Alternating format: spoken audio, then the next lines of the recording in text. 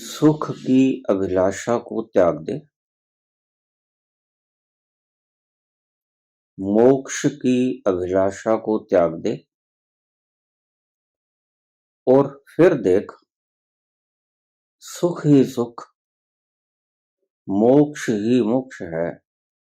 भगवान शिव कहते हैं पार्वती से, सुख की अभिलाषा को त्याग दे,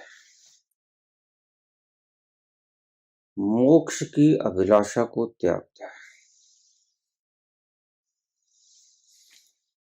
तंत्र बड़ा अद्भुत है,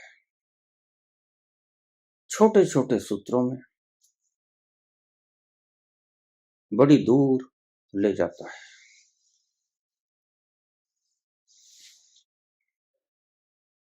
शिव कहते हैं पार्वती से,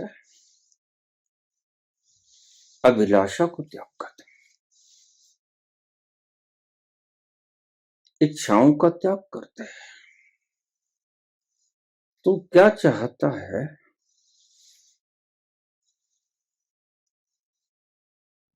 ये तेरा अपना पैमाना है,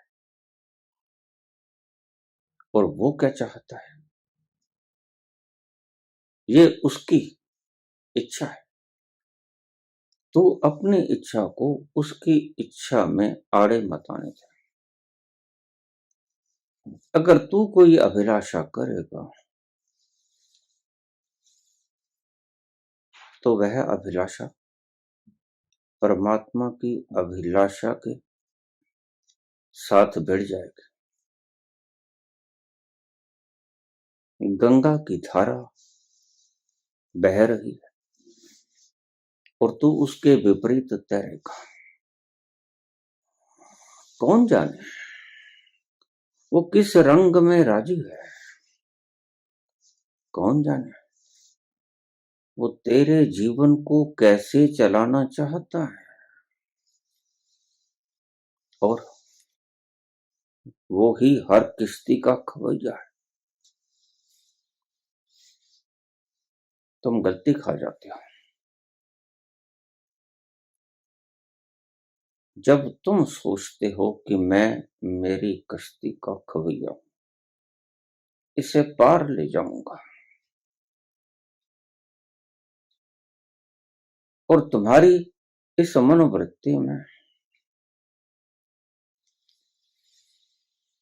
तुम्हारे साथ तुम्हारे मार्गदर्शक तुम्हें उकसाते हैं। तुम ठीक कहते हो, अगर तुम नहीं करोगे तो फिर कौन करेगा। शिव कहते हैं, हे पार्वती, सुख की अभिलाषा को त्याग दे, मोक्ष की अभिलाषा को त्याग दे, सुख की अभिलाषा को त्याग दे, क्योंकि अभिलाषा ही तेरे सुख का बंधन है। अभिलाषा ही तेरे सुख की हत्या करती है। तू सुख का सागर स्वयं है।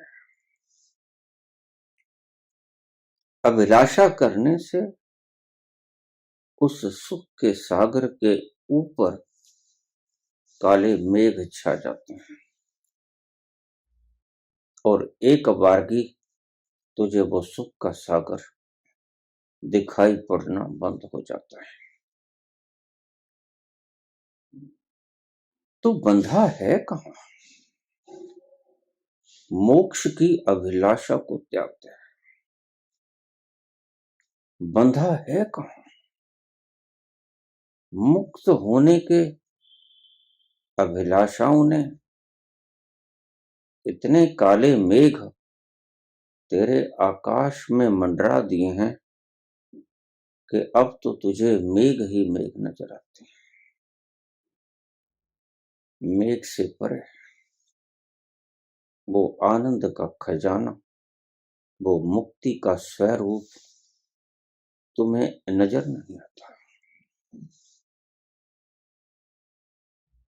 चूक जाता है तुम इन मेघों के कारण। मन के आकाश को खाली कर दो, मन के आकाश को इन बादलों से विहीन कर दो। ये बादल तुम्हें सुख को देखने में बाधा पहुंचाते हैं। ये बादल तुम्हें मुक्ति को, मोक्ष को देखने में बाधा पहुंचाते हैं। ये तुम्हारे मित्र नहीं। तुम समझते हो ये बरसेंगे, ये बरसने वाले बादल हैं नहीं। ये सिर्फ तुम्हारी अखियों के आगे कालख लगा देने के बादल हैं। ये बरसते हैं, बाधा पहुंचाते हैं। इन बादलों से पार कोई सूरज भी उगा हुआ, कोई सागर भी है जो तुम्हारा इंतजार कर रहा है। और ये बादल तुम्हें उस सागर को देखने नहीं देते। उस पार तुम जिसकी चाहत किए हो, शिव कहते हैं वो तुम स्वयं ही हो पार्वती। सुख को कहीं पाने जाना थोड़े, मोक्ष को कहीं पाने जाना थोड़े है।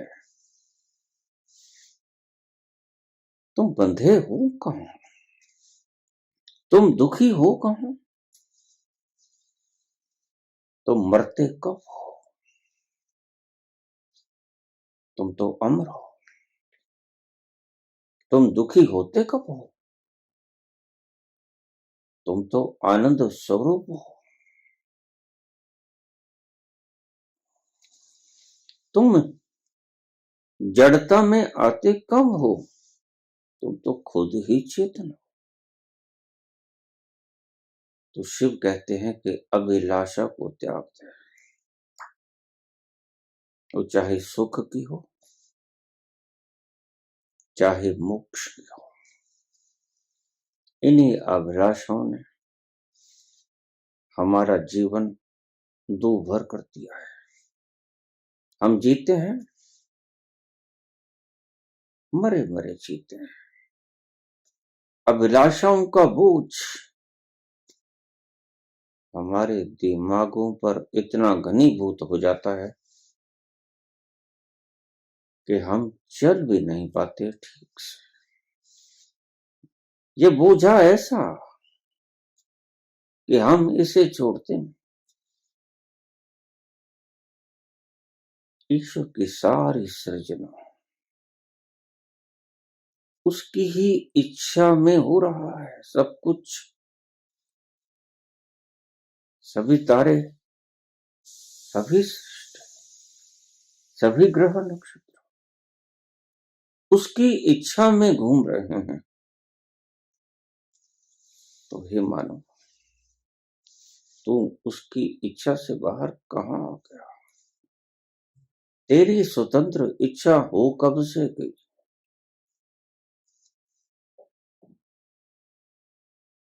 फिर शिव कहते हैं कि तू सुख का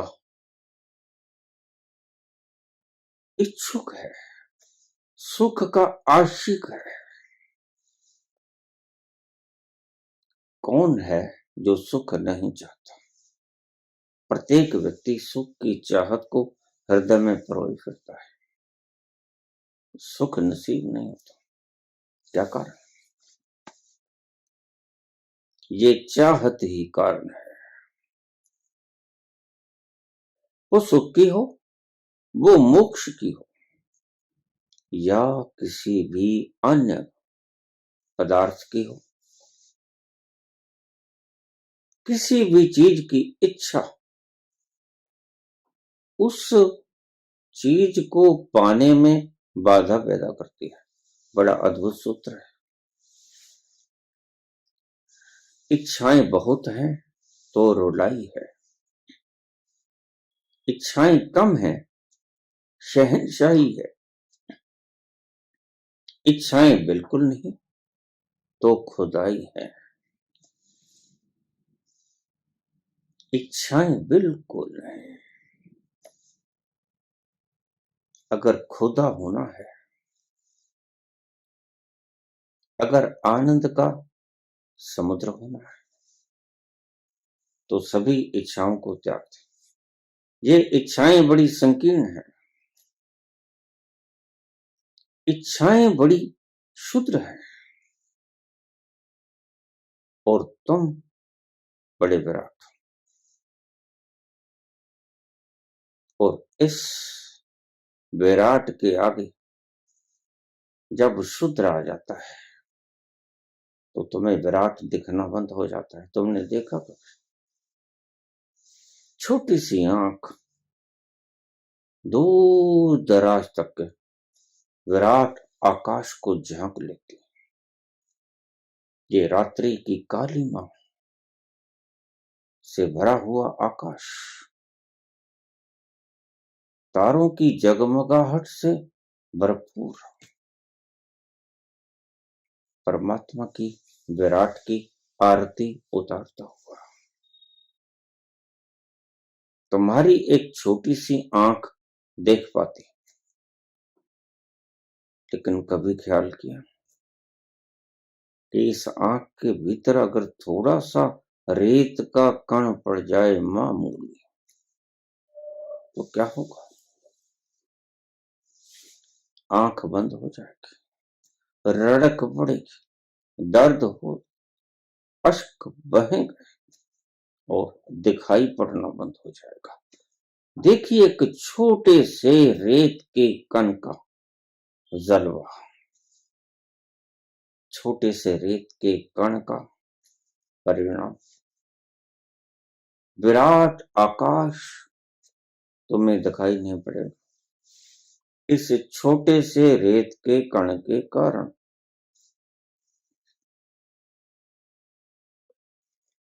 बस यही हालत तुम्हारी है। तुम्हारी आंख विराट आकाश को निहार सकती है। विराट आकाश के भीतर चांद तारों की रोशनाई और उसकी कायनात कैसे बंधी है उसका नजारा देख सकती है। लेकिन जब इस आंख में कणक पड़ जाता है, रेत का छोटा सा कणक, तो विराट आकाश दिखना बंद हो जाता है। मुझे लोग पूछ लेते हैं कि अगर हम ब्रह्म हैं, जैसा ऋषि उद्घोष करते हैं अहम ब्रह्मस्मि शिवो हम, तो फिर दिखाई क्यों नहीं पड़ता? तुम्हारी आंख में रेत का कण पड़ गया है। इस कण के कारण जैसे विराट आकाश आंख को दिखाई नहीं पड़ता, एक छोटा सा रेत का कण पड़ जाए तो ऐसे ही तुम्हें शिवोहम अहम ब्रह्मस्मि अनल हक ये दिखाई नहीं पड़ता। तुम्हारी आंख में कण पड़ गया है, और यह कण तुम्हें आसमान की भव्यता को निहारने में बाधा बनता है। ये कण टूटे, ये कण बाहर निकले, तो आंख तो तुम्हारे पास है। आंख तो कभी लुप्त नहीं होती, आंख कभी विनष्ट नहीं होती। बाधा है तुम्हारे आंख का कण। कैसे निकले ये कण?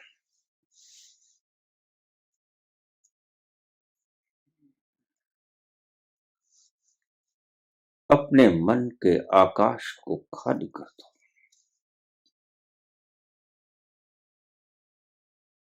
मुझे अभी कल छोटा सा मैसेज आया, बाबा तर्क की धार को थोड़ा कम तीव्र चलाओ। तर्क की धार को कुंद पड़ जाने दो, थोड़ा धीमे। इतनी तीव्र धारा रखोगे तो मुमुक्षु भाग जाएंगे, मुमुक्षु सुनना बंद कर देंगे। नहीं, तुम गलत कहते हो। जैसे प्यास लगी है,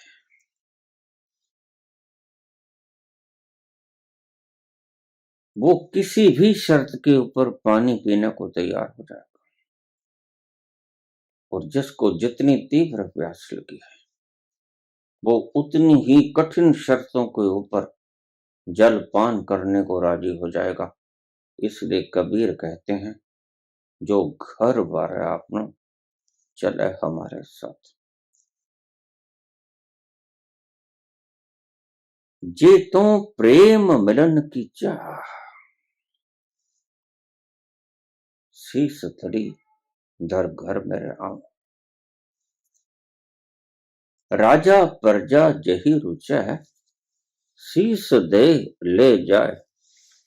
ये शब्द आपको इशारा किधर करते हैं? शीस चाहिए उसे। मुमुक्षु भाग जाएंगे, फिर वो मुमुक्षु नहीं। मुमुक्षु अगर भाग जाएं तर्क की तीव्र धारा को देखकर, तो समझो वो शीस कटवाने को तैयार नहीं, वो घर जलाने को राजी नहीं है। बस, और दूसरा कोई कारण नहीं। घर जलाने को राजी जिस दिन हो जाएंगे, उस दिन वो सच्चे मुमुक्षु बन जाएंगे। मुमुक्षु कभी भागेगा नहीं, जैसे प्यासा कभी भागेगा नहीं। बस दिख जाए कि पानी यहां है, पानी से भरा मटका प्यासे को दिखना चाहिए। और दिख जाए कि पानी से भरा मटका है, ताजा कोरा, और पानी पिलाने वाला साकी भी है, तो फिर तो वो कोई भी शर्त बर्दाश्त कर लेगा।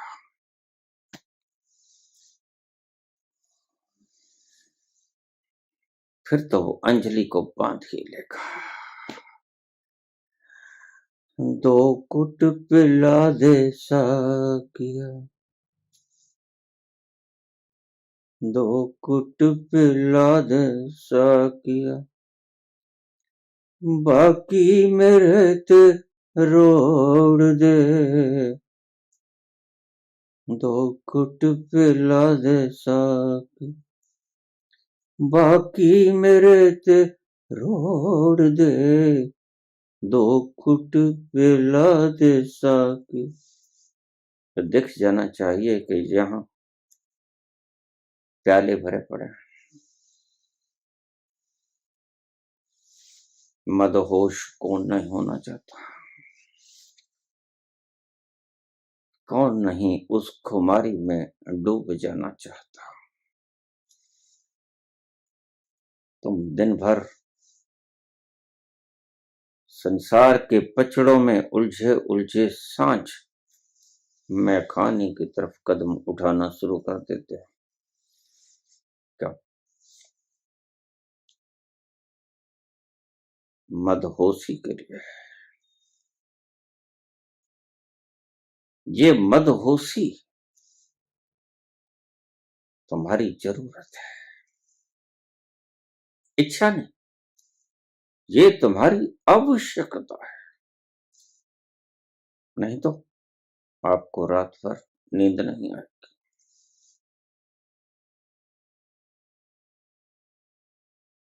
नहीं तो दिमाग ऐसे ही सोचता रहेगा, ताने बाने बोलता रहेगा, सारी रात आंखों में गुजर जाए।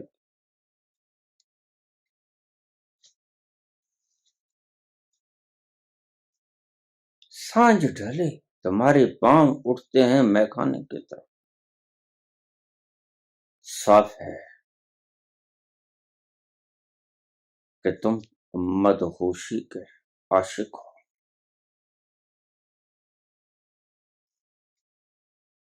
तुम्हें मैं चाहिए, मैं के प्याले चाहिए, बस दिख जाने चाहिए कि यहां मैं है। अगर सच में प्यासे हो और दिख गया कि यहां पानी है, और सच में चिंतित हो, सच में दुखी हो, और दिख गया कि यहां मैं के जाम पैमाने छल कर हैं, तो तुम्हें सोचना कहां पड़ता है। खुद ब खुद तो तुम्हारे पांव उठने शुरू हो जाते हैं और पता ही नहीं चलता कब तुम मैखाने के भीतर जाके बैठ जाते हो। ये तुम्हारी जरूरत है, इच्छा की बात नहीं। इच्छाएं तो तुम्हारी पैदा की हुई। फिर समझना, शिव के इस सूत्र में गहरा चले। इच्छाएं ईश्वर प्रदत्त नहीं, desires are created by you. परमात्मा प्रदत्त नहीं है, ये इच्छाएं तुमने बनाई है। परमात्मा प्रदत्त तो एक ही चीज है, वो है तुम्हारी जरूरत, और तुम अभिलाषा करते हो सुख की। तुम्हें पता नहीं, सुख तुम्हारी जरूरत है। तुम अभिलाषा करते हो मुक्ति की, मोक्ष की। तुम्हें पता नहीं, मोक्ष तुम्हारी जरूरत है। और ध्यान रखना, जिस चीज की तुम्हें जरूरत है वो शिव कहते हैं कि तुम्हें अर्जन करने की आवश्यकता नहीं, वो तुम हो। यही अष्टावक्र कहते हैं, यही दत्तात्रेय कहते हैं। सुख तुम्हें अर्जन नहीं करना है, और फिर अर्जित किया गया सुख तो अगले ही पल समाप्त हो जाता है, क्षीण हो जाता है, और कुछ देर के बाद वो दुख में बदल जाता है। अर्जित किए सुखों का स्वाद तुमने चख लिया, कोई काम न पड़ा, तो अब अर्जित किए सुख की अभिलाषा को त्याग दो। तो अगर शिव कहते हैं कि सुख की अभिलाषा को त्याग दो, तो उनके कहने का मतलब सिर्फ यही है, अर्जित किए हुए, तुम्हारे प्रयास से अर्जित किए हुए सुख जो तुम्हें मिलेंगे, जो तुम्हें समझ में है कि ऐसा करूंगा तो सुखी हो जाऊंगा, बस इस समझ को त्याग दो। समझ बाधा है। जो तुम ये समझते हो कि ये विधि अपना लूंगा, विज्ञान भैरव तंत्र की, राधे राधे जप लूंगा, राम राम जप कर लूंगा, 5 नाम जप लूंगा, विज्ञान भैरव तंत्र की 112 विधियों में से ये विधि कर लूंगा तो सुखी हो जाऊंगा, तुम गलती में।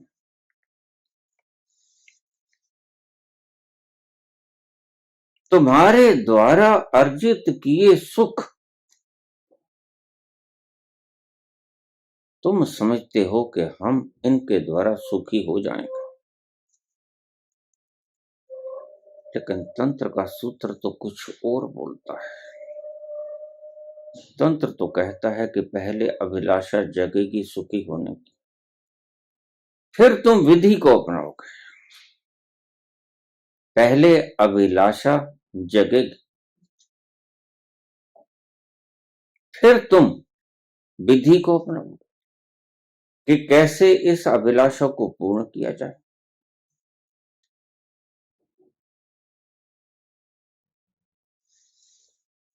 कहावत है, पहले बना प्रारब्ध, पाछे बना शरीर। तुम्हारा प्रारब्ध पहले जन्म लेता है और उस प्रारब्ध के अनुसार शरीर जन्म लेता है। प्रारब्ध यानी इच्छाओं का समूह।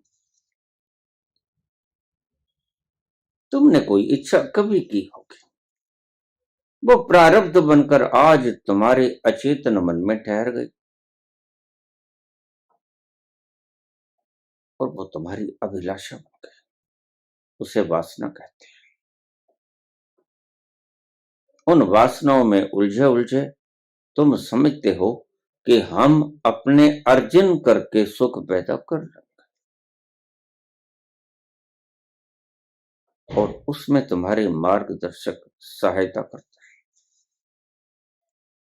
ढंग बताते हैं, विधियां बताते हैं, ये कर लो वो कर लो,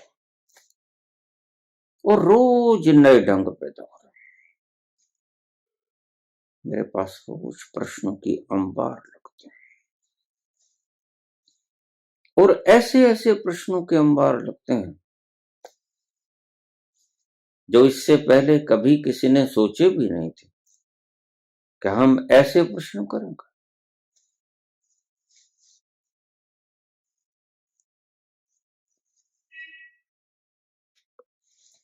तुम्हारी अभिलाषा बिल्कुल वैसे ही है जैसे फूल ये अभिलाषा करे कि मैं सुगंधित हो जाऊं। उसकी ये अभिलाषा गलत है, क्योंकि वो पहले से ही सुगंधित है।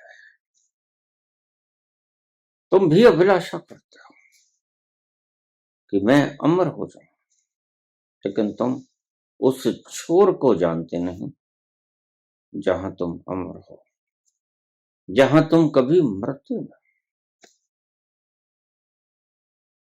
नैनम छिदन्ति शस्त्राणि, नैनम दहति पावकः। तुम ऐसे नित्य हो, तुम ऐसे शुद्ध बुद्ध हो, तुम ऐसे शिव स्वरूप हो जिसका कभी अंत नहीं होता। वो तुम, और तुम ऐसी अभिलाषा करो कि मैं ऐसा हो जाऊं, तो फिर ये अभिलाषा बाधा ही तो बनेगी, क्योंकि तुम पहले से ही हो। तुम कहते हो कि सारी सृष्टि का धन मेरे पास आ जाए, लेकिन शिव कहते हैं कि तुम पहले से ही सृष्टि के मालिक हो। जिन्होंने उद्घोष किया हम ब्रह्मस्म, उस उद्घोष के पीछे इसका अर्थ क्या है? सारे ब्रह्म की संरचना का मालिक मैं, अहम ब्रह्मस्म। और मतलब क्या है? तुम अगर कहते हो कि सब जगह सारा क्षेत्र मेरे नाम हो, सारी धरती, सारा कायनात मेरे नाम हो, छोटे छोटे टुकड़ों की रजिस्ट्री करवा लेते, और शिव कहते हैं ये पहले से ही तुम्हारी है। You are omnipresent. तुम ही व्यापक हो। You are omnipotent. सारी शक्ति तुम्हारी है।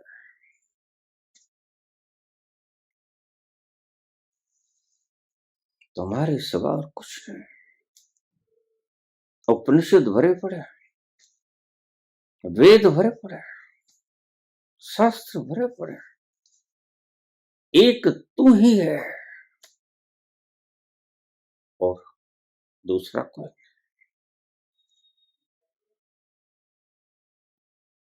एको ब्रह्म द्वितीय नास्ति, लेकिन तुम समझोगे कब? संत तो पुकार पुकार के कहते हैं। कि विराट के भीतर, कण कण के भीतर समाये हुए तुम ही तो हो, और तुम्हारे सिवा कौन है? कोई नहीं, तुम ही तुम हो। जिधर देखता उधर तू ही तो है।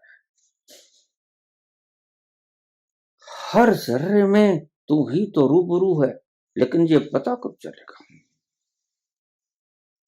ये पता चलेगा जब आंख में से कणक निकल जाएगा, जब उस समुद्र के आगे से, सूरज के आगे से मेघ मंडली चट जाएगी, आसमान साफ हो जाएगा। तुम्हारा आसमान तो भरा पड़ा है, जरा भीतर जाकर देखो। ऋषि क्यों कहते हैं, मनीषी क्यों कहते हैं, अपने मन के भीतर उतर के तो देखो।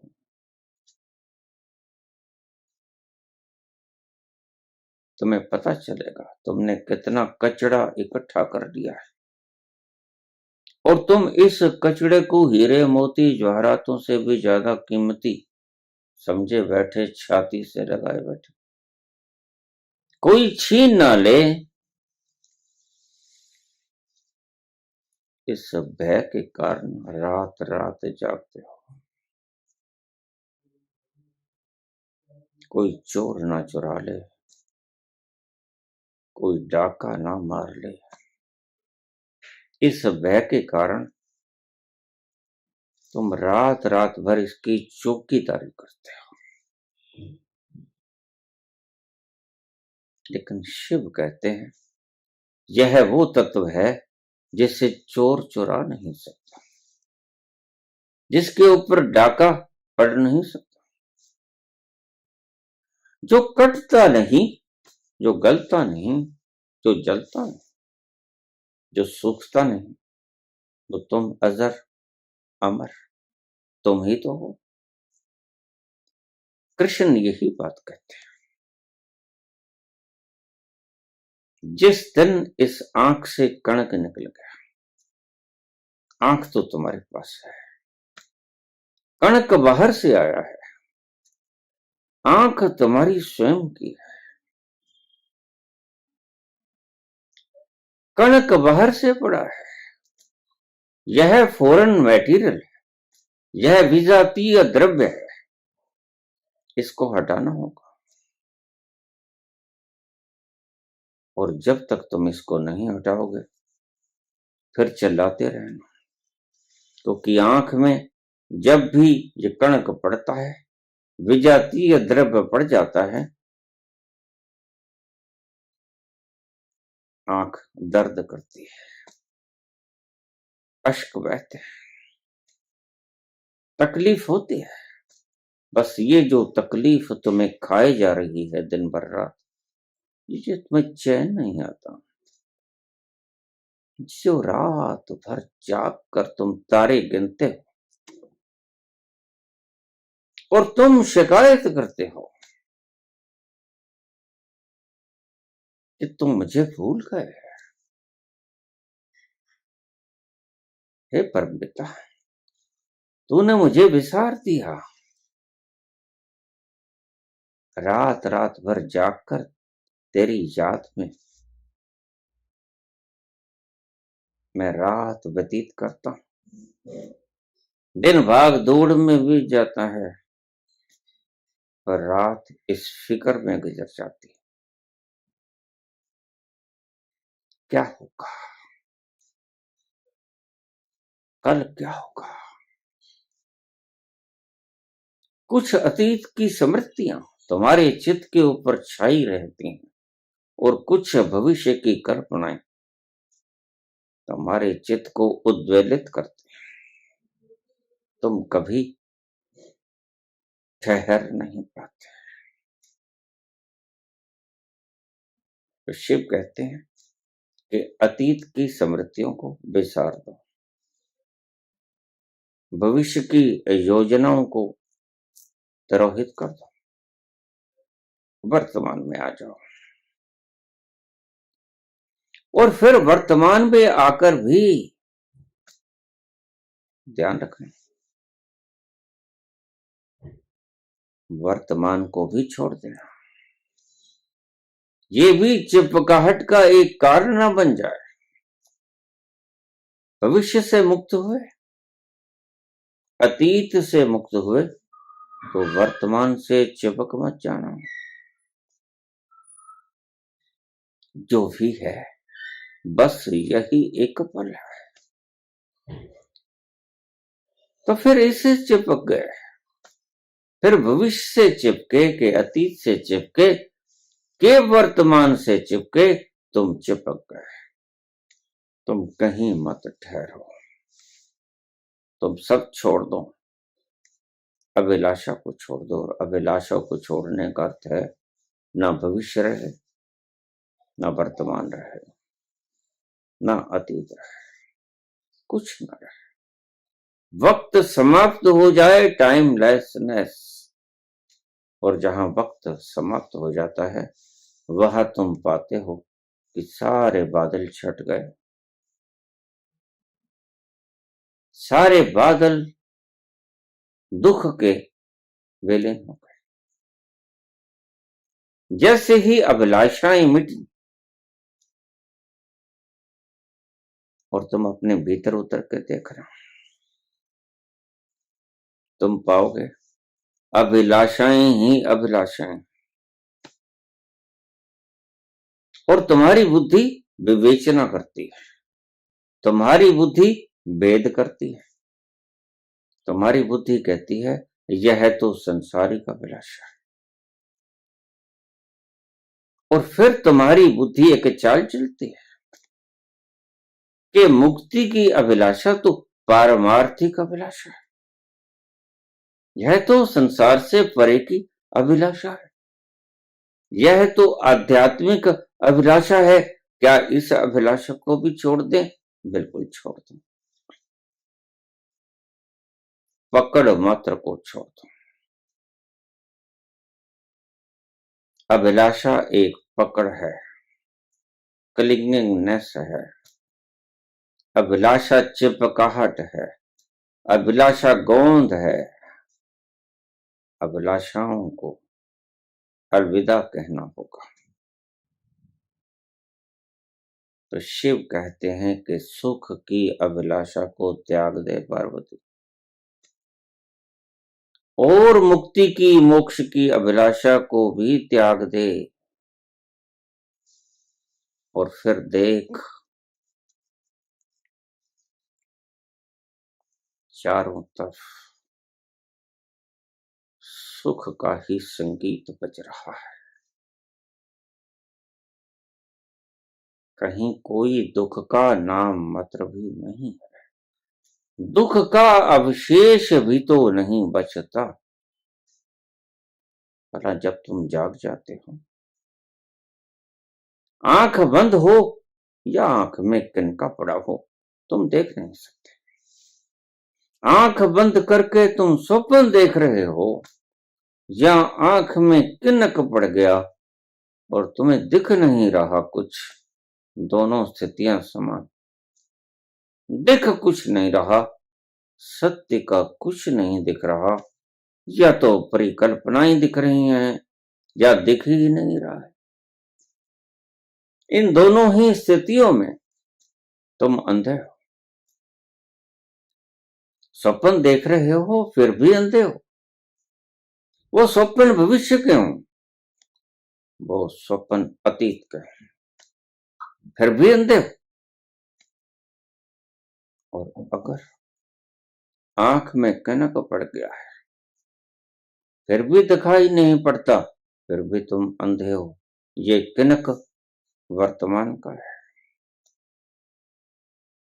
वर्तमान में भी चिपक मत जाना, वर्तमान में आ जाना।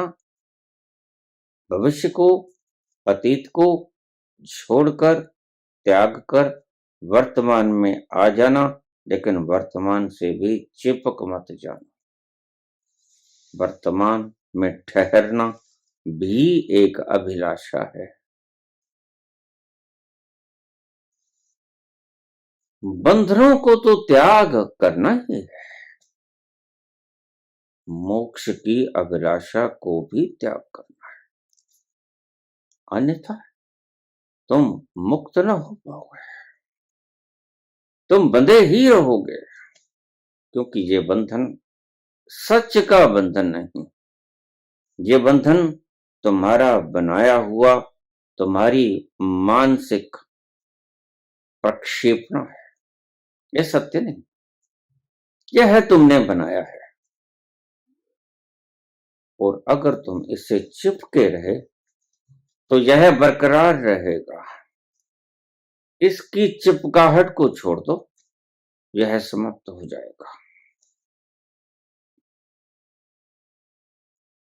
सुख की अभिलाषा को त्याग दे, मोक्ष की अभिलाषा को त्याग दे। दो ही चीजें होती हैं, या तो तुम संसार का सुख चाहते हो, या तुम अध्यात्म में मुक्ति चाहते हो। दो बड़ी इच्छाएं, संसार में धनी कैसे हो जाऊं, सारी दुनिया मेरे पांव कैसे पड़े, मैं और मैं अकेला कैसे हो जाऊं, ये संसारिक अभिलाषाएं। और आध्यात्म की अभिलाषाएं, मन का आकाश जब सभी अभिलाषाओं से मुक्त हो जाता है तो दमकता हुआ सूरज आपको दिखाई पड़ने लग जाता है। वो सूर्य तो सदा से है, लेकिन तुम्हारी अभिलाषाओं के बादलों ने इस सूरज को ढक दिया था। तो जैसे ही ये बादल हटे, सूर्य तो सदा से है, सूरज को प्रकट नहीं करना है। और यही कहते हैं शिव कि तुमने सुख को पैदा नहीं करना है, तुम्हारे सुख के पैदा करने के सभी साधन व्यर्थ हो जाएंगे आखिर में, लेकिन तुम्हारे सुख का मूलभूत अस्तित्व कभी समाप्त होने को नहीं। तुम्हारे सुख का अस्तित्व, परम आनंददायिनी अस्तित्व, तुम्हारा स्वयं का होना, यह कभी समाप्त नहीं होगा। तुम सदा से मुक्त हो, तुम बंधे नहीं। यही कहते हैं तंत्र के सूत्र। और ये जो तुम चिल्ला रहे हो कि मैं बंधा हुआ, मुझे मुक्त करो, बस फिर ये अन्य विधियों को जन्म देंगे, फिर पाखंडी गुरु आ जाएंगे। प्रत्येक गुरु जो तुम्हें कहता है कि हां तुम बंधन में हो, हां तुम्हें इस बंधन को खोलने की आवश्यकता पड़ेगी, हां तुम बंधे हुए हो, और जब ये बंधन टूटेगा तभी तुम मुक्त हो पाओगे। लेकिन तंत्र कहता है नहीं, तंत्र सीधे सीधे उस तत्व में प्रवेश कर जाता है जो तुम सदा से हो, और वह कभी बंधा नहीं,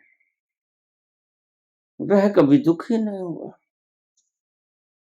जहां तक आग नहीं पहुंचती, जहां तक दुख नहीं पहुंचता,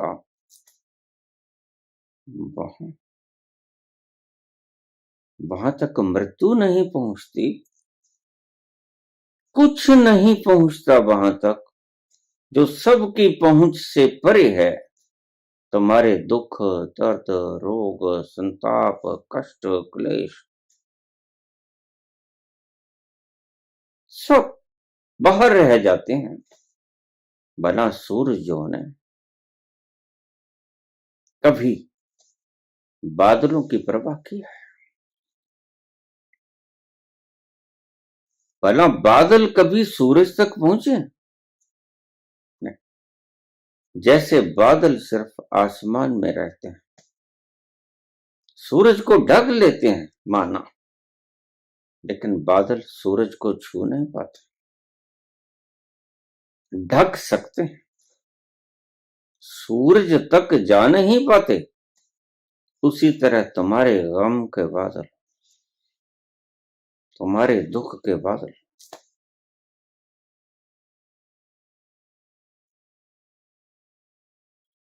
तुम्हारी रोग के बादल, तुम्हारी चिंताओं के बादल, तुम्हारे अज्ञान के बादल,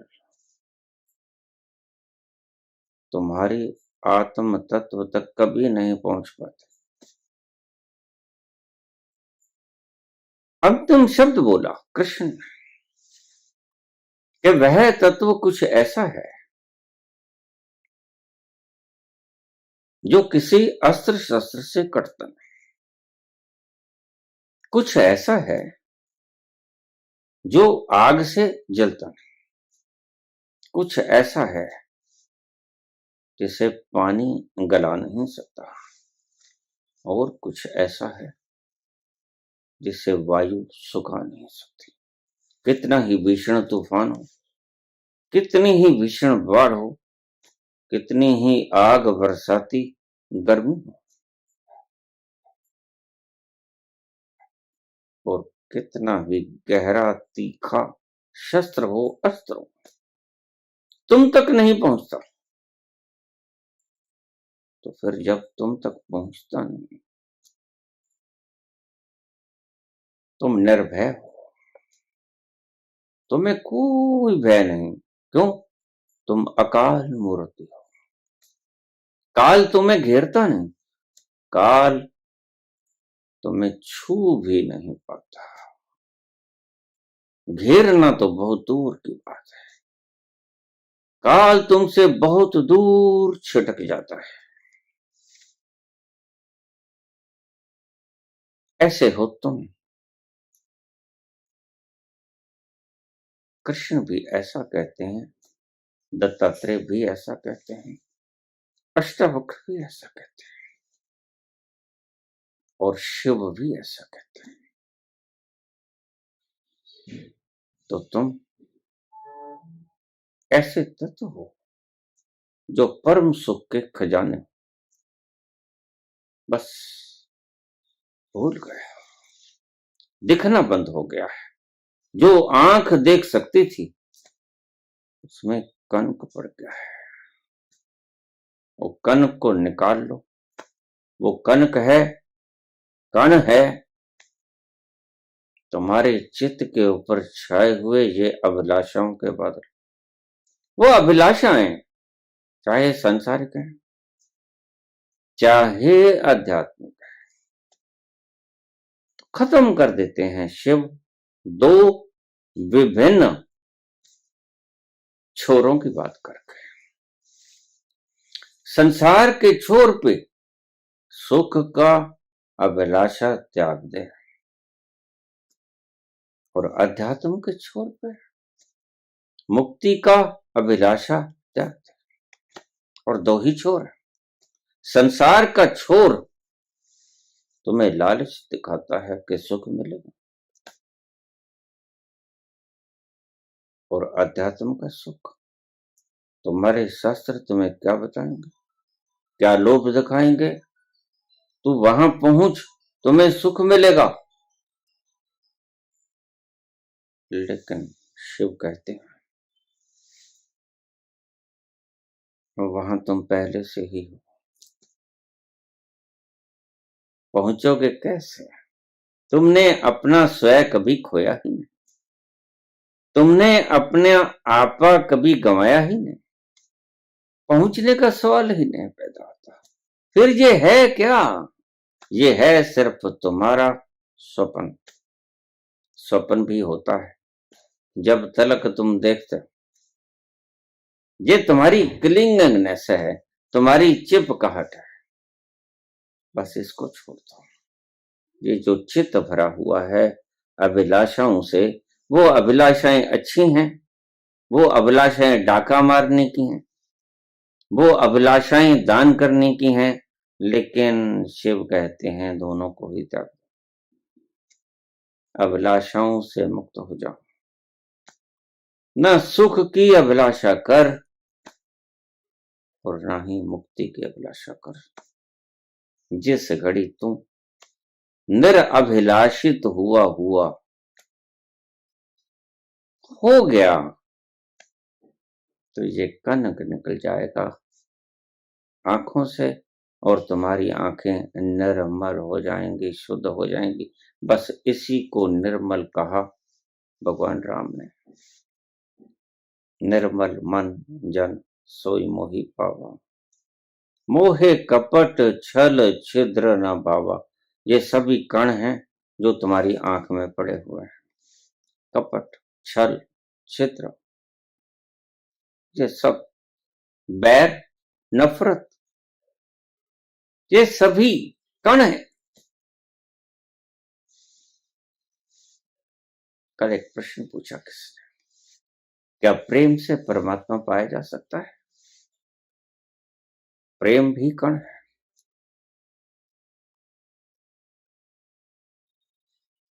फिर तुम कहोगे सुख नहीं दुख, मुक्ति नहीं बंधन, और नफरत नहीं प्रेम। नफरत के लागे दूसरा पहलू सिक्के का प्रेम। उस प्रेम की तो बात ही नहीं करते कबीर। वो प्रेम तो तुम हो। प्रेम करोगे कैसे? प्रेम तक तो पहुंचोगे। प्रेम तो तुम हो। प्रेम तुमने करना नहीं है, प्रेम करने जैसी चीज नहीं। प्रेम गंतव्य जैसी चीज है। प्रेम तुम्हारी जरूरत है। प्रेम तुम्हारा पड़ाव नहीं, प्रेम तुम्हारी मंजिल है। प्रेम करना नहीं है। कहने में शब्द ऐसे ही आएंगे, जिन प्रेम कियो तिन प्रभु पायो। करना नहीं है प्रेम, प्रेम तक पहुंचना है। प्रेम तुम्हारा गंतव्य है। प्रेम तक जाना है तुमने। तुम प्रेम के खजाने हो और वो प्रेम ही आनंद देता है। नफरत दुख देती है, प्रेम आनंद देता है। और तुम प्रेम के खजाने। प्रेम करना नहीं, प्रेम तक छलांग लेनी है। तुम्हारे अपने आपे तक छलांग लेनी है। उसे प्रेम कह लो, उसे अमृत कह लो, उसे सुख कह लो, उसे आनंद कह लो, उसे मुक्ति कह लो। नाम तुम्हारा राम कह लो, अल्लाह कह लो, कुछ भी कह लो। नाम तो लिपियों के नाम है, लेकिन दोहराव नहीं, करना नहीं है। ना दोहराव करना है, ना ही प्रेम करना है। तुम तो पकड़ छोड़ दो। तुम तो मन के आकाश को खाली करो, अभिलाषाओं से मुक्त करो। प्रेम करने की भी अभिलाषा है, इस अभिलाषा को छोड़ दो। अभिलाषाओं से अपने मन के आकाश को खाली कर। वो अभिलाषा तुम्हें कितनी ही अच्छी क्यों ना लगे, कितनी ही सात्विक क्यों ना लगे, कितनी ही आध्यात्मिक क्यों ना लगे, इच्छा मात्र को त्याग दो, अभिलाषा मात्र को त्याग दो। शिव यही कहते हैं पार्वती से। और जिस वक्त तुम अभिलाषाओं को त्याग दो तो तुम पाओगे कि तुम्हारा सारा मन अभिलाषाओं का एक पुंज है। इन्हीं अभिलाषाओं के पुंज ने इकट्ठा होकर तुम्हारे आनंद को ढक लिया है। और छांट दो इन बादलों को। जैसे ही बादल छट जाएंगे, प्रेम पैदा नहीं करना पड़ेगा, आनंद पैदा नहीं करना पड़ेगा, सारे संसार का मालिक होना नहीं पड़ेगा, सारे संसार में फैलाव करना नहीं पड़ेगा।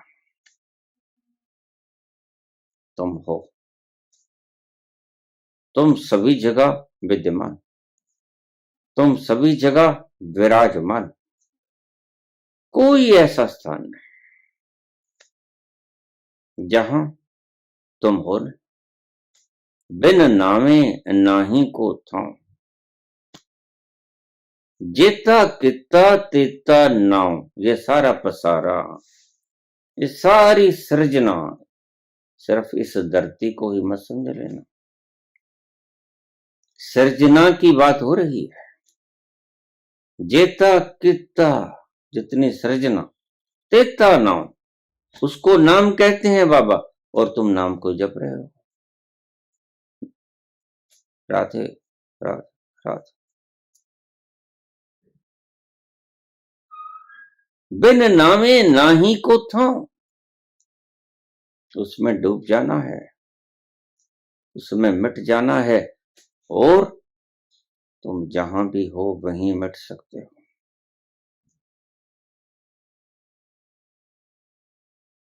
किसी विशेष गुरु की मिटने के लिए आवश्यकता नहीं। जहां है तुम मिटोगे, तुम्हारे झुकने के कारण। तुम अकड़े हो, तुम्हारा अहंकार तुम्हारी अकड़ है, और तुम्हारे अहंकार को मिटा तुम ही सकते हो। गुरु तो मिटाएगा तो तुम और ज्यादा मजबूत होकर खड़े हो जाओगे, या भाग जाओगे, या और ज्यादा मजबूत होकर खड़े हो जाओगे। ये तो तुम्हारे मिटाए से ही मिटेगा। ये अकड़ तो कुछ ऐसी है, ये भ्रम तो कुछ ऐसा है, तो तुम्हें स्वयं ही मिटाना पड़ेगा। ये अकड़ तो कुछ ऐसी है कि झुकना तुम्हें ही पड़ेगा। समर्पण कोई और करे, भोजन कोई और खाए, और तृप्त तुम हो, आनंद को तुम महसूस करो, यह नहीं हो सकता। झुकना तुम्हें ही होगा। You will have to go down, तुम्हें ही झुकना होगा, और जहां झुकोगे वहां पाओगे उसी के कदम। फिर तुम्हारे पास गुरु है नहीं है, कहीं भी झुको, लेकिन झुको। धन्ना पत्थर के आगे झुक जाते हैं, पत्थर में प्राण है। भक्त मूर्ति के आगे झुक जाता है। झुकने की कला आनी चाहिए। परमात्मा झुकने की कला में ही विद्यमान। झुकने की कला तुम्हारी सब आशाओं को समाप्त कर देती है, अभिलाषाओं को समाप्त कर देती है। जिस घड़ी तुम झुकना सीख गए, तुम्हारा चित्त खाली हो जाएगा। झुकने के वक्त तुम अपने ही भीतर गहरे गहरे गहरे और गहरे और गहरे उतरते चले जाओगे। जहां जहां से तुम गहरे गहरे उतरते चले जाओगे, तुम वही जनक की उदाहरण पाओगे कि जनक जहां जहां से गुजरे, वहां वहां से नरक समाप्त हो गया, स्वर्ग स्वर्ग आ गया, खुशबू बिखर गई सारी तरफ। तुम ही हो। तुम उतरो अपने भीतर, जहां से तुम गुजरोगे वहां से सारी अभिलाषाएं समाप्त हो जाएंगी। और फिर बुल्ले शाह की ये छोटी सी पंक्ति, बोलिया रब दा की पाना, उधरों पुटना ते इधर लाना। बात तो इतनी सी है, उलझा लो जन्मों जन्मों तक उलझाए हुए हो। कितने जन्म बीत गए, तुम झुके नहीं, तुम अभिलाषाओं से मुक्त नहीं हुए। और तो और परम सुख को पाने का सुख भी तुम्हारे लिए बाधा बन गया, बंधन मुक्त होने का सुख भी तुम्हारे लिए बंधन हो गया। यही शिव कहते हैं, सुखी होने की अभिलाषा को त्याग, मोक्ष होने की अभिलाषा को त्याग दे, और फिर देख हर तरफ सुख ही सुख है। अभिलाषाओं को मिटा दे। जिधर देखता हूं उधर तू ही तू है। वो सुख का खजाना, वो सुख का सरोवर जिधर देखोगे उधर ही पाओगे। हर जर्रे में तू ही तो रूप है, उसके सिवा कुछ न पाओगे। बस झुकना सीख लो। ये झुकना तुम्हारी सभी अभिलाषाओं को खत्म कर देगा। अभिलाषाओं के कारण तुम अकड़ते हो, बेसिक काज है ये। तुम अभिलाषा करते हो, अभिलाषा पूरी करने के भीतर तुम अकड़ते हो, और ये अकड़ाव तुम्हारी आंख का कण है। झुकना सीख लो, फ्लेक्सिबल हो जाओ, बेंड हो जाओ, वो हो जाओ उसके चरणों में, और सब जगह उसके चरण। आवश्यक नहीं कि गुरु के चरणों में ही तुम बैठे हो, ये गलती मत खा जाना। मैं तुम्हें एक नया सूत्र देता हूं, तुम जहां झुक गए वहां पाओगे गुरु के चरणों में ही। तुम जहां झुक गए, झुकना एक कीमिया है, झुकना अल्केमी है, झुकना रसायन विद्या है। बस झुक के देख लो। जब जरा गर्दन झुकाई देख ली, ये झुकना बहुत बड़ी कला है। झुकने से तुम्हारी सभी अभिलाषाएं समाप्त हो जाएंगी, और तुम वही हो जाओगे जो सदा से हो, आद सच, जुगाद सच, है भी सच, नानक होसे भी सच। धन्यवाद।